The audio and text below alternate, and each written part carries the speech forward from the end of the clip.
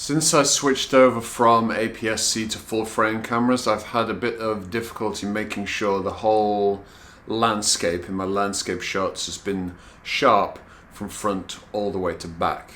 I've experimented with a few different ways of doing it and sort of settled on one that works reliably every time, so we just want to quickly sling that out in the hopes that it'll help you as well. So the lens I use for my landscape work is my 16 to 35 2.8. So I'll be using that for this explanation because I've got three slightly different things that I do depending on which focal length it's at. Excuse the balloon. Alright, so I'm going to use these chess figures as an example. So the knight, the horse on the left there, represents me.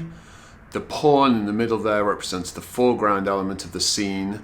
And the king or queen on the far right there represents the background. So if I'm at 16mm, then the foreground, which is the pawn in this instance, if that's 1 meter or further away from me, and I'm at f11 or a more stop-down aperture like f16, then I know I can focus on the distant background and everything will be sharp. If it's less than a meter away from me, then I need to take 2 images and focus stack them. And in the second example, this is if I'm at about 24mm.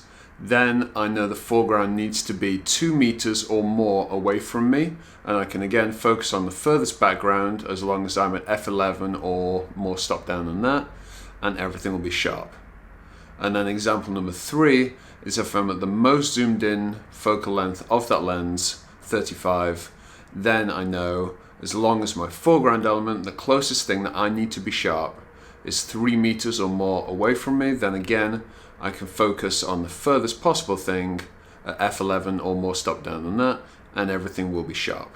If it's closer than that on any of those distances for any of those focal lengths, then I know I most likely have to focus stack.